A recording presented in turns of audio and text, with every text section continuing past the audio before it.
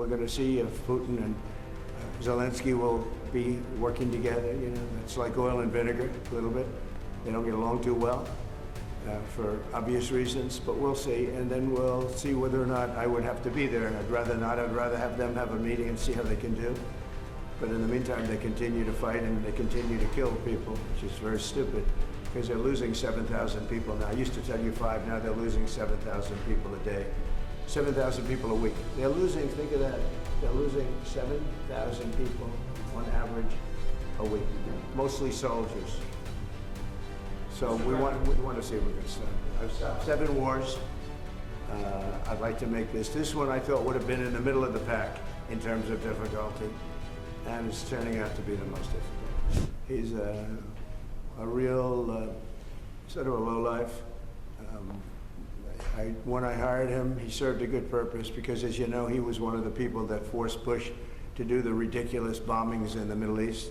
Bolton, he wants to always kill people, and he's very bad at what he does. But he worked out great for me because every time he doesn't talk, he's like a very quiet person, except on television. If he could say something bad about Trump, he'll always do that.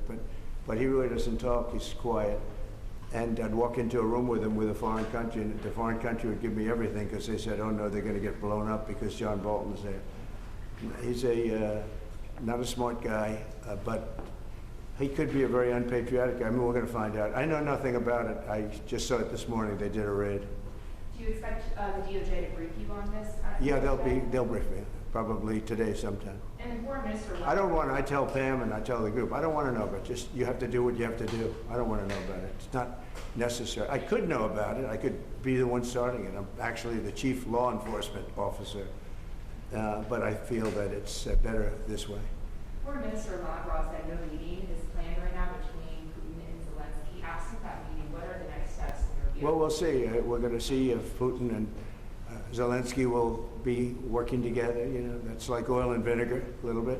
They don't get along too well for obvious reasons, but we'll see. And then we'll see whether or not I would have to be there. I'd rather not. I'd rather have them have a meeting and see how they can do. But in the meantime, they continue to fight and they continue to kill people, which is very stupid because they're losing 7,000 people now. I used to tell you 5, now they're losing 7,000 people a day. 7,000 people a week. They're losing, think of that, they're losing 7,000 people on average a week, mostly soldiers. So we want to see if we can stop it. I've stopped 7 wars. I'd like to make this one I thought would have been in the middle of the pack in terms of difficulty, and it's turning out to be the most difficult. With the launching of the White House TikTok account, are you no longer concerned about privacy concerns or national security problems? I'm really not. I think it's highly overrated. So TikTok, as you know, I used TikTok in the campaign, young guy named TikTok Jack. Then I won the young people by 36 points. No Republican ever wins the young people, and I won it by a lot. And I'm a fan of TikTok. My kids like TikTok. Young people love TikTok. If we can keep it going, good. And we're going to watch the security concerns. And we have buyers, American buyers. We have American buyers.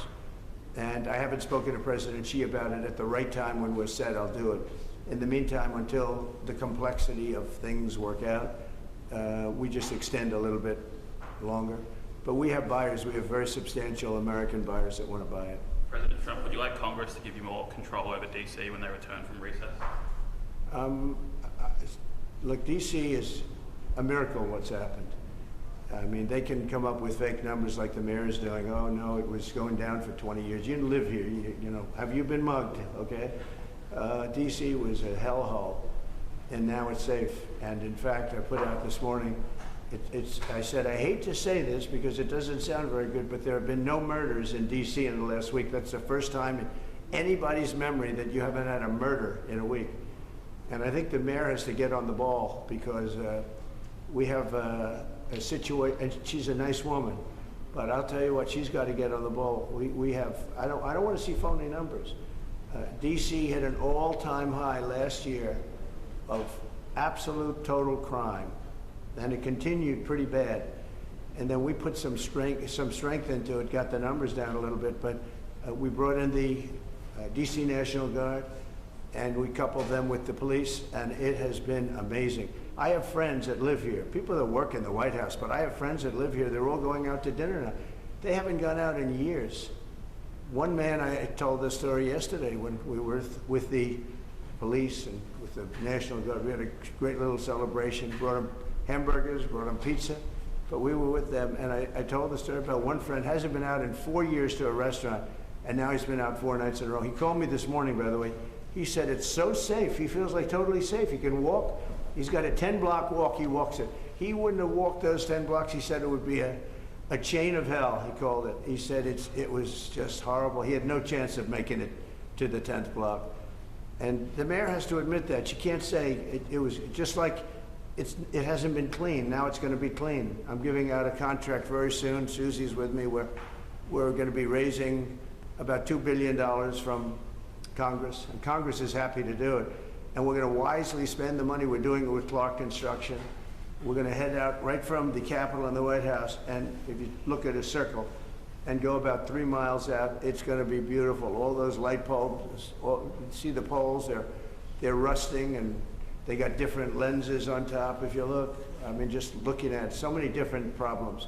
And we're going to have this place beautified within a period of 12 months. The streets are going to be retopped, not ripped up and rebuilt, and they're no good after they rebuild them because they start settling. We're going to take off the asphalt and put beautiful, well-done asphalt. You know, if you have a good asphalt worker, it's the greatest thing you can have, but there aren't too many of them. But I know all the good contractors. So this place will be beautified within a period of months. So it'll be safe and beautified.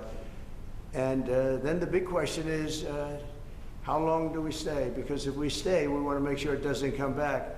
So we have to take care of these criminals and get them out of here. We've collected hundreds of career criminals.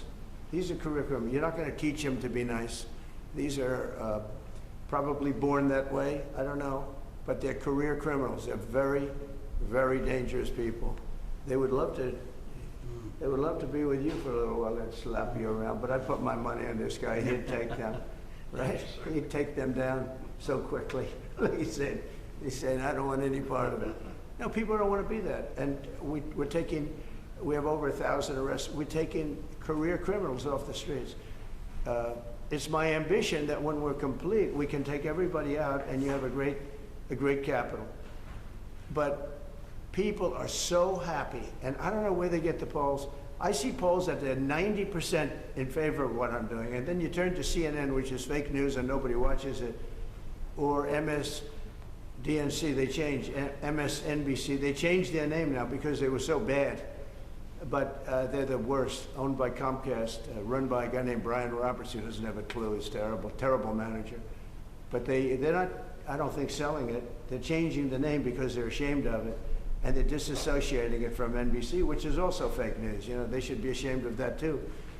But a lot of fake news. I think the news is getting better. They're learning that they have no credibility. ABC, CBS was just sold to a great person that I know very well, a great man. He actually just bought CBS, and I think he's going to do the right thing with it. NBC is run terribly by Comcast.